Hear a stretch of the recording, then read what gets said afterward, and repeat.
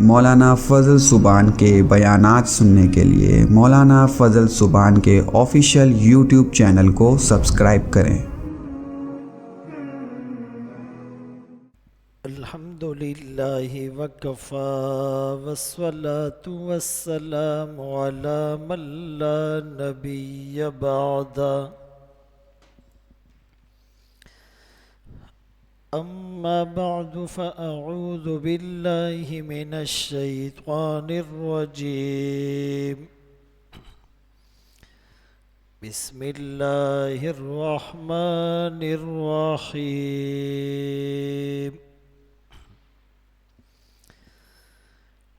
یا ایہا الذین آمنوا کتب علیکم الصیام کما کتب علی الذین من قبلکم لعلکم تتقون۔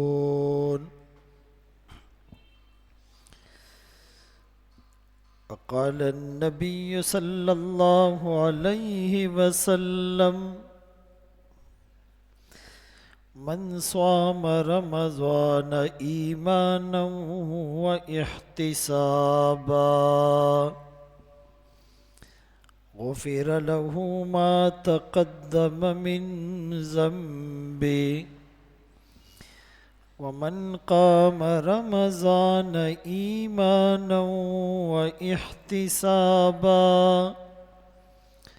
غفر له ما تقدم من ذنبه صدق اللہ مولانا العظیم وصدق رسوله النبی الأمی الہاشمی المدنی الکریم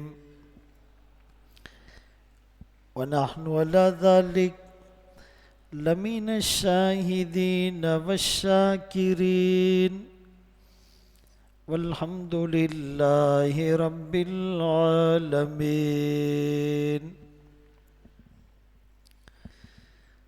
ثنا گو پتا پتا ہے خدایا دم بدم تیرا، زمین و آسماں تیرے یہ موجود و عدم تیرا، جو دنیا میں تیرا کھا کر شکوے کرے یا رب، تعجب ہے کہ اس پر بھی ہو لطف و کرم تیرا، جو تو میرا تو سب میرا، فلک میرا زمیں میری، اور اگر تو نہیں میرا تو کوئی شے نہیں میری۔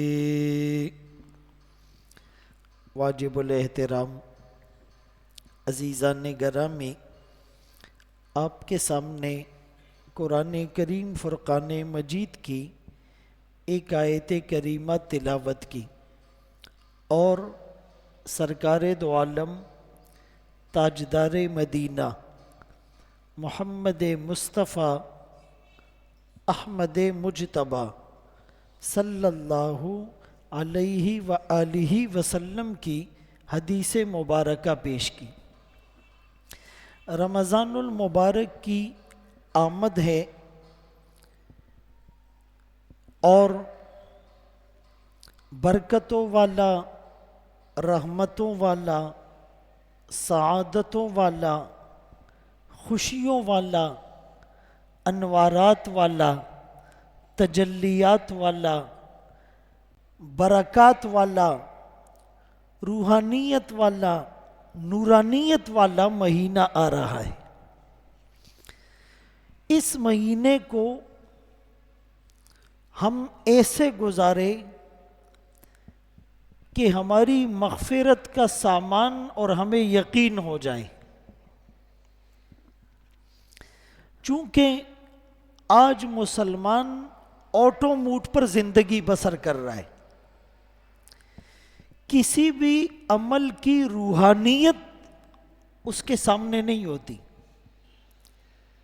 50-60 سال سے نمازیں پڑھ رہے ہیں, 50-60 سال سے روزے رکھ رہے ہیں, 50-60 سال سے زکوٰۃ دے رہے ہیں, 50-60 سال سے دعائیں مانگ رہے ہیں, 50-60 سال سے حج اور عمرے کر رہے ہیں, 50-60 سال سے تبلیغ اور جہاد کر رہے ہیں, 50-60 سال سے بیانات کر رہے ہیں, 50-60 سال سے بیانات سن رہے ہیں,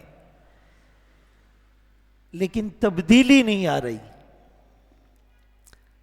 تقوی اندر نہیں آ رہا,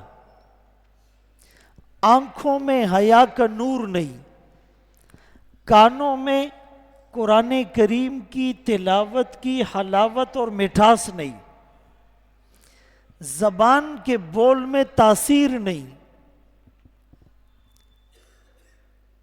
جیسے جہاز کو جب پائلٹ اڑاتا ہے تو جو ٹیک آف ٹائم ہوتا ہے, ٹیکسی یا ٹیک آف, وہ 4-5 منٹ وہ بہت کانشیس ہوتا ہے, پوری کنسنٹریشن اور توجہ کے ساتھ جہاز کو ٹیک آف کرتا ہے. تھوڑی سی بھی توجہ ڈائیورٹ ہوگی تو کریش ہو جائے گا. اسی طرح جب وہ لینڈنگ کرتا ہے تو پھر بھی پوری یکسوئی کے ساتھ ذرا سا بھی دھیان ادھر ادھر نہیں جاتا. اس کو پتہ ہے کہ صرف میری زندگی نہیں, 500-600 ہزار مسافروں کی زندگی بھی گویا کہ میرے ہاتھ میں ہے.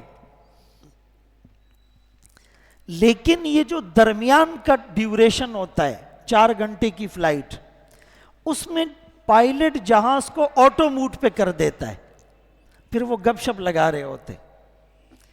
زیادہ رسکی ٹائم ٹیک آف کا 3-4 منٹ اور لینڈنگ کا 3-4 منٹ, باقی میں جہاز آٹو موڈ پہ ہوتا ہے.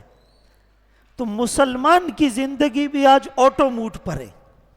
بس اذان ہوگی, وضو خانے میں جائیں گے, باتیں کرتے ہوئے وضو کریں گے, جلدی سے سنت پڑھیں گے, نماز پڑھیں گے, دعا آدھی یا پوری کر کے نکل جائیں گے, رمضان آئے گا, وہی پرانی روٹین.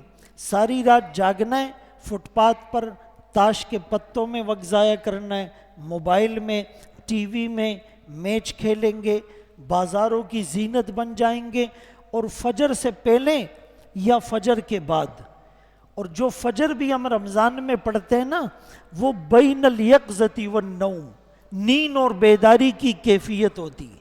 جھوم جھوم کر ایسے آ رہے ہوتے, بس امام صاحب کب جلدی قرآن پڑھیں گے, اور دعا تو بہت کم لوگ مانگتے. فوراً جا کے بستر میں جانا ہے 3-4 بجے, اور بعض لوگ عصر کے وقت اٹھتے, اے سی والے کمرے سے باہر نکلتے, باہر آ کر فروٹ ووٹ خریدتے ہیں, پھر کھانا کھا لیتے. اور افطاری میں اتنا کھاتے ہیں کہ سحری تک کھٹی ڈکارے آتی ہے, اور سحری میں اتنا کھاتے ہیں کہ بس عصر تک جو ہے وہ طلب محسوس نہ ہو. مطلب روزے کا مقصد کیا ہے؟ بھوک کا احساس پیدا ہونا, کھانے کو کم کر دینا, نفس کی شہوت اور زور کو توڑ دینا, ملکوتی صفات اور روحانیت کے لیول کو بڑھا دینا. کچھ پیاس برداشت کرے, کچھ مشقت ہو, اللہ راضی ہو جائے, وہ کانسیپٹ نہیں ہے. ایسے 50 نہیں, 50,000 روزے رکھ لو, ہم وہیں کھڑے رہیں گے.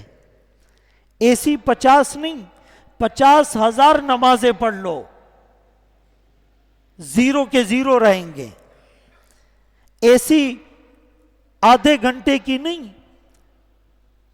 10 گھنٹے کی دعا مانگ لو جس میں قلب غافل ہو, کچھ نہیں ہونے والا. تو آج ہم غور کریں کہ روزے کا مقصد کیا ہے.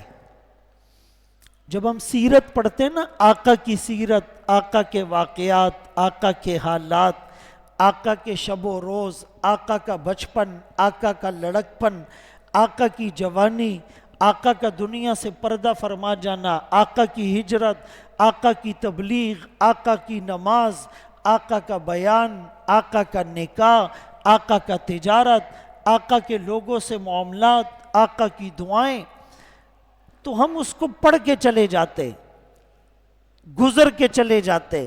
اس کو کہتے ہیں سرد السیرہ. اور ایک ہے فقہ السیرہ، اس میں ہمیں کیا سبق ملتا ہے، ہم سے کیا تقاضا اور ڈیمانڈ کی جا رہی ہے. تو آج ہم سمجھنے کی کوشش کریں گے کہ روزے کا مقصد کیا ہے. چونکہ حدیث پاک میں آتا ہے، اللہ کے رسول صلی اللہ علیہ وآلہ وسلم کا فرمان ہے، ما بال اقوام، ان لوگوں کا کیا بنے گا، لا یفقہون جیرانہم، جو اپنے پڑوسیوں کو دین نہیں سمجھاتے، ولا یعلمونہم، انہیں تعلیم نہیں دیتے، ولا یعظونہم، انہیں واعظ و نصیحت نہیں کرتے، ولا یأمرونہم، انہیں اچھی باتوں کا حکم نہیں کرتے، انہیں بری باتوں سے روکتے نہیں. تو ہمارا یہ فرض ہے کہ ہم ایک دوسرے کو سمجھائیں اور کسی کے سمجھانے پر سمجھ جائیں. سمجھانے والا سمجھائے اور سامنے والا سمجھ جائے، تب بات بنے گی. اور اس کے لیے دل کے پیالے کو خالی کرنا ہوگا، حسد، کینہ، بغض، چغلی، غیبت اور دنیا داری سے.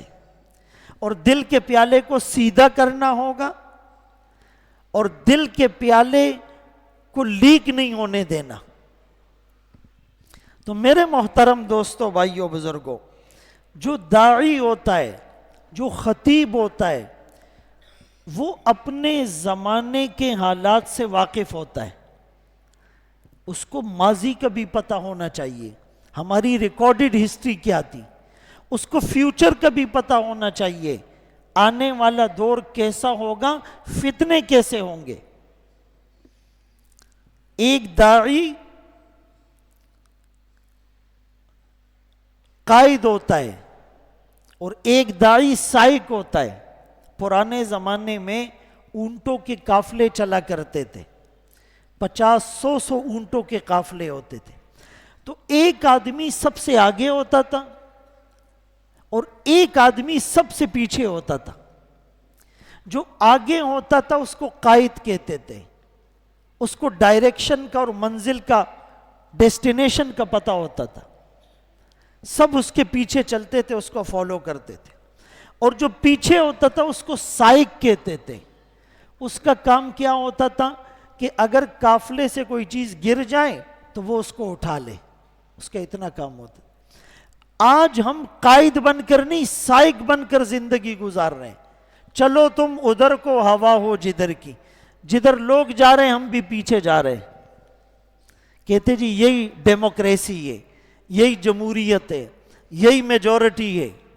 اسلام یہ نہیں کہتا. اسلام کہتا ہے میں نے محمد الرسول اللہ صلی اللہ علیہ وآلہ وسلم کو فالو کرنا ہے اور لوگوں کو بھی اپنے ساتھ لے کے چلنا ہے. یہ ہوتا ہے داعی. تو میرے محترم دوستو، بھائیو، بزرگوں، روزہ ہو کہ نماز، زکوٰۃ ہو کہ حج، تبلیغ ہو کہ جہاد، دعا ہو کہ مراقبہ، ہم نے احسان کے درجے میں کرنا ہے. احسان کہتے پرفیکشن کو. قرآن میں کیا ہے؟ لِيَبْلُوَكُمْ أَيُّكُمْ أَحْسَنُ عَمَلًا. اللہ تمہیں آزمائیں گے کہ تم میں اچھا عمل کون کرتا ہے. یہ نہیں کہا زیادہ عمل کون کرتا ہے، اچھا عمل کون کرتا ہے. اور احسان یہ ہے کہ فرمایا اللہ کی عبادت ایسے کرو کأنک تراہ، گویا کہ تم اللہ کو دیکھ رہے ہو. بھئی کسی کا اگر یہ یقین ہو کہ میں اللہ کو دیکھ رہا ہوں تو نماز میں اس کا ذہن ادھر ادھر جائے گا؟ فرمایا اگر یہ درجہ نہیں بنا سکتے تو اتنا تو ضرور بناؤ کہ اللہ تمہیں دیکھ رہا ہے، اور جس کو یہ یقین ہو کہ اللہ مجھے دیکھ رہا ہے وہ ادھر ادھر نہیں دیکھے گا، وہ داڑھی سے اور کپڑوں سے نہیں کھیلے گا، اس کے ذہن میں دکان اور مکان اور گاڑی اور دوست اس کا خیال نہیں آئے گا۔ کیا اس درجے پر ہم نے ایک نماز کبھی پڑھی ہے؟ کیا اس درجے پر ہم نے ایک روزہ کبھی رکھا ہے کہ جس میں چغلی بھی نہیں تھی، غیبت بھی نہیں تھی، بدنظری بھی نہیں تھی، رشوت بھی نہیں تھی، حرام پیسہ بھی نہیں تھا، کسی کا دل بھی نہیں دکھایا، نماز بھی نہیں چھوڑی؟ کیا ایک حج ہمارا ایسا ہے؟ ایک عمرہ ہمارا ایسا ہے؟ ایک دعا ہماری ایسی ہے؟ نہیں میرے محترم دوستو، بھائیو، بزرگوں، اس درجے کو پیدا کرنا پڑے گا۔ آج ہر آدمی کہتا ہے جی ہر چیز میں ملاوٹ ہے، اور پاکستان میں تو 100% ہے، پانی میں ملاوٹ ہے، دودھ میں ملاوٹ ہے، آٹے میں اور گندم میں ملاوٹ ہے، ہوا میں پولوشن اور آلودگی، ہوا میں ملاوٹ ہے۔ شیرشاہ میں کپڑا بنتا ہے، میڈ ان جاپان لکھ دیتے ہیں، کپڑے میں ملاوٹ ہے۔ پیٹرول میں پمپ والے پاکستانی پیٹرول کے ساتھ ایرانی پیٹرول مکس کر دیتے ہیں، اس میں ملاوٹ ہے۔ چائے کی پتی میں ملاوٹ ہے۔ میڈیسن 2 نمبر نہیں 10 نمبر ہوتی ہے۔ کولڈ ڈرنک یہ 2 نمبر نہیں، پاکستان میں 6-8 نمبر ہے۔ ہر چیز میں ملاوٹ۔ تو مجھے یہ بتائیں کیا ہمارے اعمال میں ملاوٹ نہیں ہے؟ ہماری نماز میں ملاوٹ نہیں ہے؟ ہمارے روزوں میں ملاوٹ نہیں ہے؟ ہماری زکوٰۃ میں ملاوٹ نہیں ہے؟ ہماری تبلیغ اور بیان میں ملاوٹ نہیں ہے؟ ہمارے حج اور عمرے میں اور جہاد میں ملاوٹ نہیں ہے؟ فرمایا جس نے نماز پڑھی دکھلاوے کے ساتھ اس نے شرک کیا۔ من صلی یرائی فقط اشرک، جس نے روزہ رکھا دکھلاوے کے لیے شرک کیا۔ من صام یرائی فقط اشرک، جس نے صدقہ دیا دکھلاوے کے لیے اس نے شرک کیا۔ من تصدق یرائی فقط اشرک۔ تو جب تک ہم اپنے اعمال کو ملاوٹ سے پاک نہیں کریں گے تو مدد کیسے آئے گی؟ حالات کیسے ٹھیک ہوں گے؟ حکمران کیسے اچھے ملیں گے؟ ابھی رمضان المبارک میں 2-4 دن باقی ہے، تو ہر آدمی اپنا ایمانی ٹیسٹ کر لے۔ بھائی دنیا کی جو فاسٹسٹ لیبارٹری ہوتی ہے نا، ان کے ایکوپمنٹ ہوتے، وہ کہتے جی 1 گھنٹے میں رپورٹ لے لو، آدھے گھنٹے میں رپورٹ لے لو، 2 منٹ میں رپورٹ لے لو۔ تو اپنے ایمان کا ٹیسٹ اور فوراً اس کی رپورٹ۔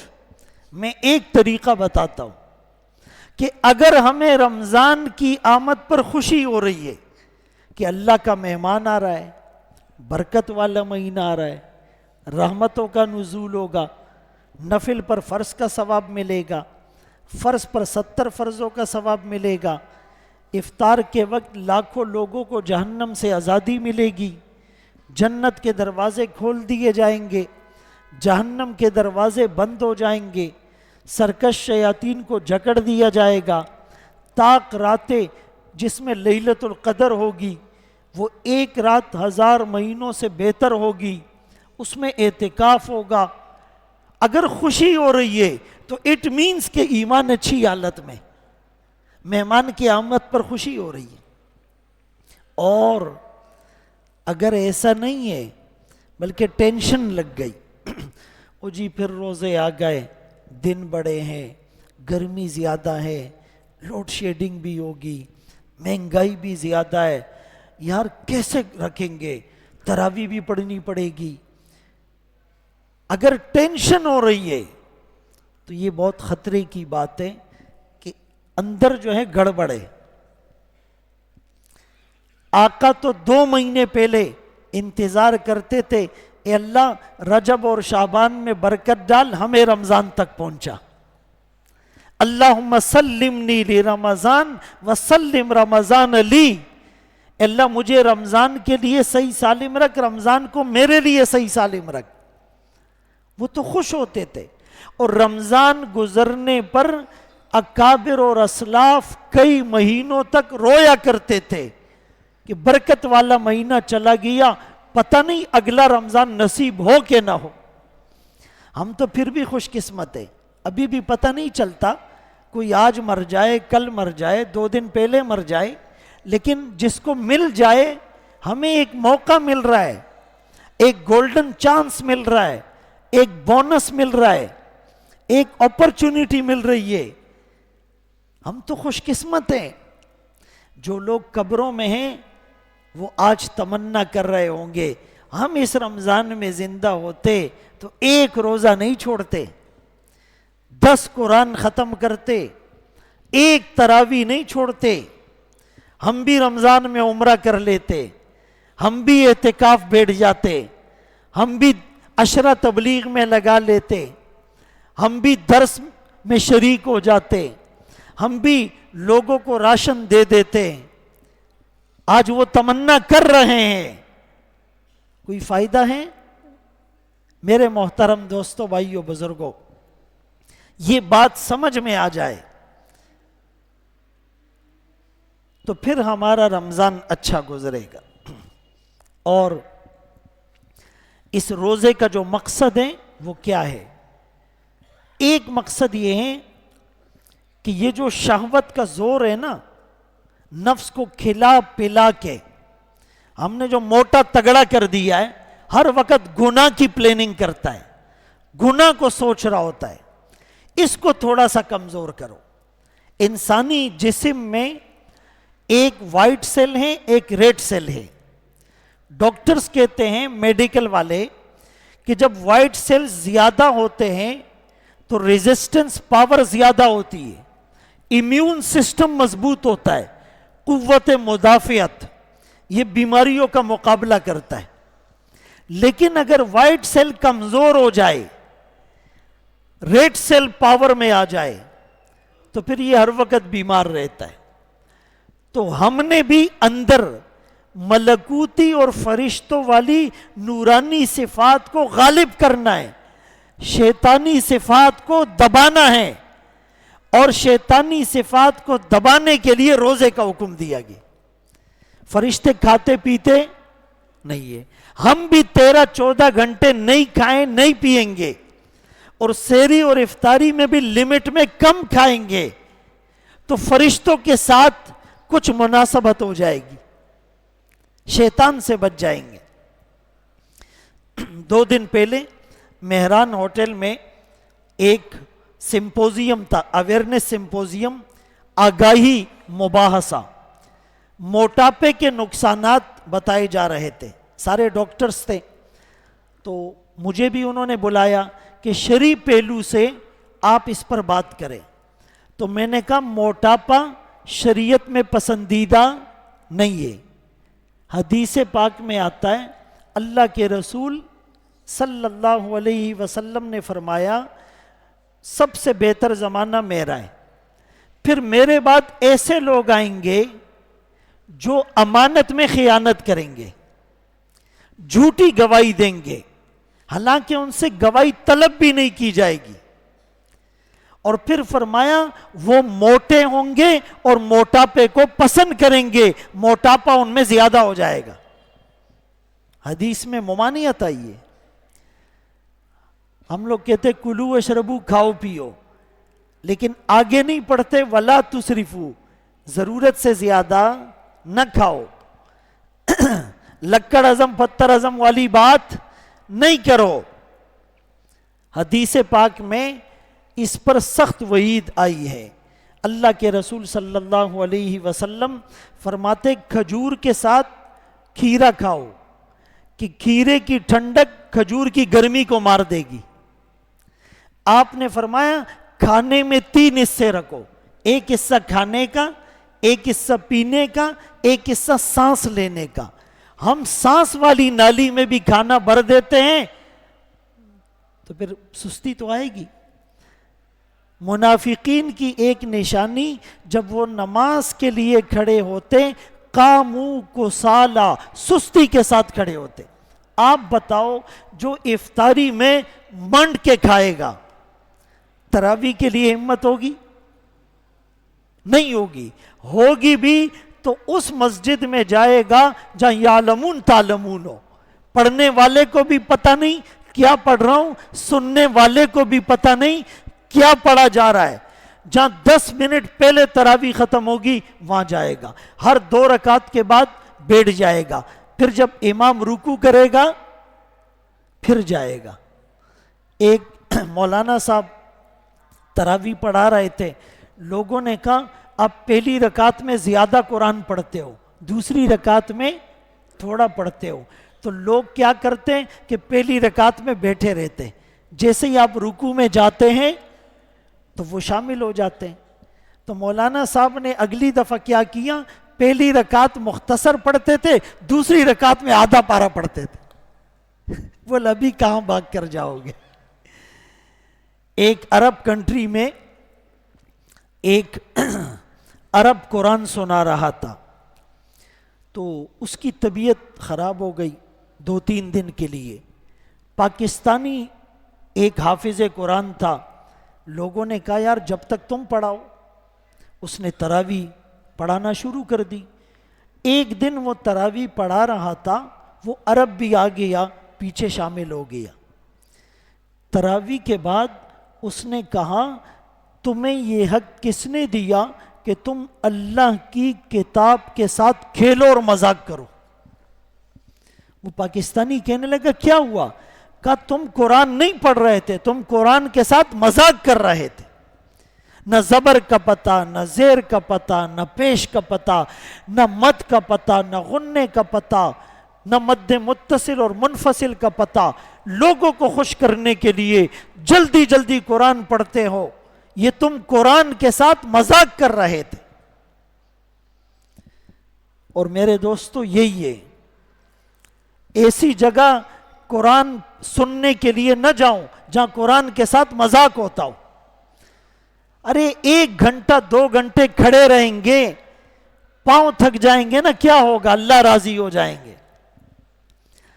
میں اکثر مثال دیتا ہوں، پینشن والے بینک میں جاتے ہیں پینشن لینے کے لیے، 1 گھنٹہ دھوپ میں کھڑے رہیں گے نہیں تھکتے.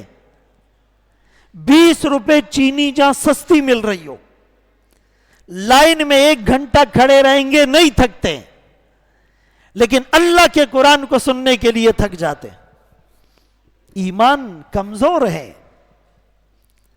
یہ ہمارا اسیسمنٹ ٹیسٹ ہے، یہ ہمارا محاسبہ ہے. تو رمضان کی آمد پر خوشی. تو ایک مقصد کہ جب کم کھائیں گے تو موٹاپا کم ہو جائے گا، چستی آئے گی، پھر تراویح میں تھکن نہیں ہوگی، پھر صلاۃ التسبیح پڑھنے کو جی چاہے گا، پھر تبلیغ میں پیدل پھرنے کو جی چاہے گا، پھر جہاد کی نوبت آئے گی تو جہاد کر سکے گا.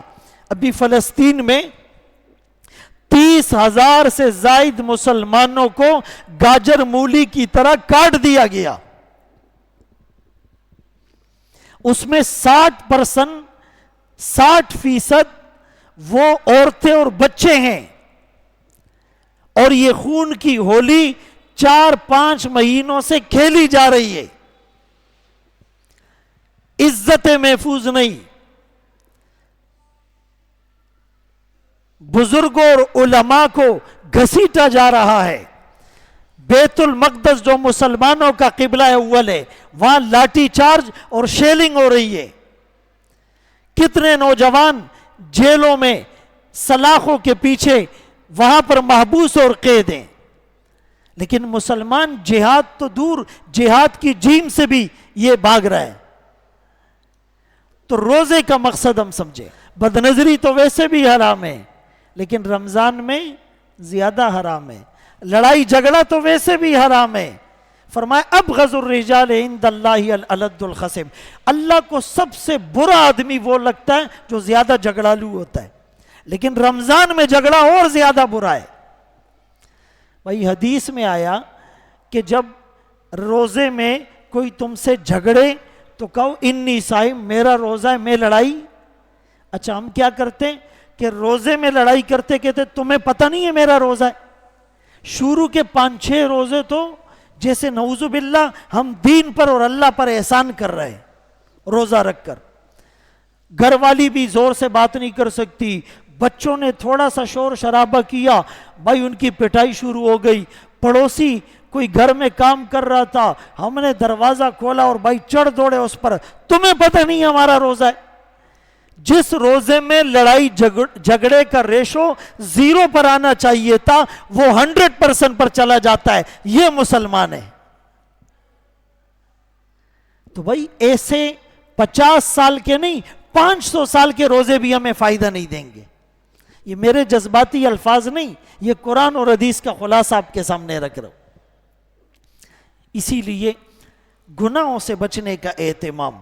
اس رمضان میں ایک گناہ جو بہت عام اور کامن ہے، وائرل ہے، ہم کہتے ہیں نا بیماری وائرل ہے، موبائل بھی وائرل ہے۔ اس رمضان میں کم از کم موبائل سے بچ جاؤ۔ پورا روزہ ویڈیو دیکھ رہا ہے، گانے سن رہا ہے، غلط پوسٹیں دیکھ رہا ہے، تصویریں دیکھ رہا ہے، غیبتیں کر رہا ہے، رومرز اور فیک نیوز لابی وہ ساری چیزیں پھیلا رہا ہے اور ہے روزہ دار۔ اس سے توبہ کریں، کیونکہ موبائل میں ہم جب کوئی چیز ریکارڈ کرتے ہیں نا تو اس میں 2 آپشن ہوتے ہیں، ایڈٹ کرنے کا بھی، ڈیلیٹ کرنے کا بھی۔ کچھ چیزیں ہم اس میں ایڈٹ بھی کر سکتے ہیں اور کچھ چیزیں ڈیلیٹ بھی کر سکتے ہیں، لیکن آخرت کا جو نامہ اعمال ہوگا اس میں یہ دونوں آپشن نہیں ہوں گے۔ کوئی نئی چیز ایڈٹ نہیں کر سکتے، کوئی پرانی چیز ڈیلیٹ نہیں کر سکتے۔ لا یغادر صغیرہ ولا کبیرہ الا احصاہا، چھوٹی بڑی بات کو نوٹ کیا جائے گا۔ میرے محترم دوستو، بھائیو، بزرگوں، اسی لیے فرمایا لا تخوفوہم من الفقر، لا تخوف الناس من الفقر، لوگوں کو فقر سے نہیں ڈراؤ، مہنگائی آ گئی، رمضان ہے کیا ہوگا، خوفوہم من الذنوب، ان کو گناہوں سے ڈراؤ، یہ گناہ فقر و فاقہ کو لاتے ہیں۔ اللہ کی نافرمانی مہنگائی کو لاتی ہے، اللہ کو ناراض کرنے سے ظالم حکمران تم پر مسلط ہوتے ہیں، اللہ کو ناراض کرنے سے بیماریاں وہ تمہیں گھیر لیتی ہیں، اللہ کو ناراض کرنے سے تمہاری اولاد تمہاری نافرمان ہو جاتی ہے، اللہ کو ناراض کرنے سے پڑوسی تمہارا دشمن بن جاتا ہے، اللہ کو ناراض کرنے سے رشتہ دار تم سے حسد کرنے لگتے ہیں۔ ہم گناہوں کو چھوڑ دیں، سارے معاملات روٹین اور لیول پر آ جائیں گے۔ کل میں نے ایک جگہ واقعہ سنایا کہ ایک خلیفہ تھے سلیمان بن عبد الملک، وہ مدینے آ گئے تو انہوں نے پوچھا کہ مدینے میں کوئی تابعی ہے؟ تابعی اس کو کہتے ہیں جس نے ایمان کی حالت میں صحابی کی زیارت کی ہو۔ کہ ایک تابعی بچا ہے، باقی سب دنیا سے چلے گئے، اس کا نام ہے ابن حزم۔ یہ اس کے پاس چلے گئے، وہ بہت بوڑھے ہو چکے تھے۔ انہوں نے ان سے چند سوالات کیے، کبھی وہ سارے سوالات آپ کو سنائیں گے، آج ایک سناتا ہوں۔ ایک سوال یہ کیا کہ جاہل کون ہے؟ تو وہ کہنے لگے جاہل وہ ہیں جو اپنی دنیا بنانے کے چکر میں اپنی آخرت خراب کر دے۔ اب بتاؤ بھائی، ہم ایک دوسرے کو جاہل کہیں گے لڑائی ہو جائے گی، لیکن اس پیرامیٹرز پر سب اپنے آپ کو سیٹ کر کے دیکھیں، ہم سب اپنی دنیا کی چکر میں آخرت کو خراب کر رہے ہیں یا نہیں؟ فرمایا یہ جاہل ہے۔ پھر پوچھا بڑا جاہل کون ہے؟ اجہل۔ کہ بڑا جاہل وہ ہیں جو دوسرے کی دنیا بنانے کے چکر میں اپنی آخرت خراب کرے۔ ابھی الیکشن میں یہی ہوا ہے، اپنے لیڈر کی دنیا بنانے کی خاطر اپنی آخرت داؤ پر لگائی۔ اس نے کرپشن کیے، وہ خود انکار نہیں کر رہا، ہم قسمیں اٹھا رہے ہیں، نہیں نہیں میرا لیڈر ایسا ہے، میرا لیڈر ایسا ہے، تمہارا لیڈر ایسا ہے. یہ بہت خطرے کی بات. اسی لیے ہم اپنے اعمال کی اصلاح کریں. حضرت عمر رضی اللہ عنہ کا انتقال ہو گیا، دنیا سے چلے گئے، میت اور لاش ان کی پڑی ہوئی ہے، لوگ جمع ہیں، ان کی تعریفیں کر رہے ہیں. عمر تو کامیاب ہو گیا، عمر تو نے کیا زندگی گزاری، عمر تیری تو بات ہی الگ تھی. اتنے میں عبداللہ ابن عباس رضی اللہ عنہما فرماتے ہیں کہ ایک آدمی نے مجھے ڈرا دیا، وہ لوگوں کو یوں تھوڑا ہٹاتے ہوئے آیا اور میرے کندھے پر ہاتھ رکھا. میں نے ایسے دیکھا ایک آدمی ہے اور وہ حضرت عمر رضی اللہ عنہ کی میت کو دیکھ کر کہہ رہا ہے، عمر اللہ تجھ پہ رحم فرمائے، اللہ تیری مغفرت فرمائے، بہت اچھی زندگی گزار کر گیا ہے، تو نے اپنے بعد کسی ایسے شخص کو نہیں چھوڑا کہ جس کا عمل مجھے اچھا لگے، مجھے سب سے اچھا تیرا عمل لگتا تھا. میں یہی تمنا کروں گا کاش میرے اعمال بھی تیرے جیسے ہوتے. عبداللہ ابن عباس رضی اللہ عنہما فرماتے ہیں پتہ ہے وہ آدمی کون تھا؟ وہ حضرت علی رضی اللہ عنہ تھے. اور کیوں یہ کہا؟ اور پھر خود حضرت علی رضی اللہ عنہ نے کہا کہ یہ بات میں اس لیے کہہ رہا ہوں کہ میں نے اکثر بار بار so many time اللہ کے رسول صلی اللہ علیہ وسلم کو یہ سنا فرماتے ہوئے ذہبت انا و ابو بکر و عمر، خرجت انا و ابو بکر و عمر، دخلت انا و ابو بکر و عمر، انطلقت انا و ابو بکر و عمر. میں ابو بکر اور عمر داخل ہوئے، میں ابو بکر اور عمر نکل گئے، میں ابو بکر اور عمر چلنے لگے، میں ابو بکر اور عمر اس راستے سے گئے. فعلت انا و ابو بکر و عمر، میں نے ابو بکر اور عمر نے ایسا کیا. کنت ابو بکر و عمر، میں ابو بکر اور عمر ایسے تھے. اللہ کے رسول صلی اللہ علیہ وسلم کے ساتھ ہر وقت ساتھ رہنے والے ابو بکر و عمر تھے. اور حضرت علی فرمانے لگے مجھے پورا یقین ہے عمر کہ تو بھی اپنے دو ساتھیوں کے پاس پہنچ گیا. میرے محترم دوستو، بھائیو، بزرگوں، ایسی زندگی گزار کر دنیا سے جائے کہ موت کو آنا اچھا لگے، ہمیں جانا اچھا لگے. ایسی موت اللہ سے مانگو جیسے سعد بن معاذ کو آئی، انتقال ہو گیا، آقا جنازے میں چلنے کے لیے آگے آئے، یوں پنجوں کے بل، ایڑیوں کے بل چل رہے ہیں.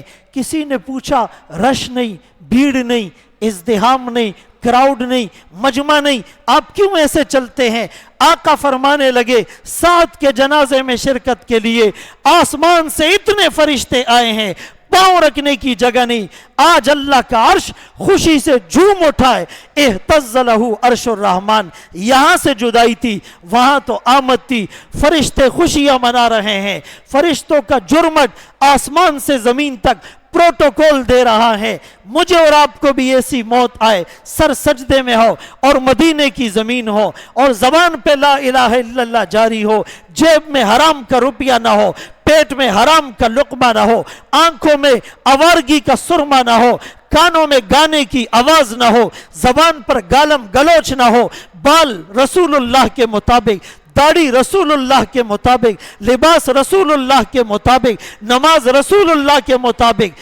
ایسی موت نہ مانگو جیسے بگوڑے غلام کو پکڑ کر زنجیروں میں جکڑ کر بیڑیاں پہنا کر گلے میں پٹا ڈال کر منہ کالا کر کے گھسیٹ کر لے جایا جا رہا ہو. میرے محترم دوستو، بھائیو، بزرگوں، اس رمضان کو بہت محنت کے ساتھ، ریاضت کے ساتھ عبادت کر کے گزارنا ہے. اللہ میں ان باتوں پر عمل کی توفیق نصیب فرمائے.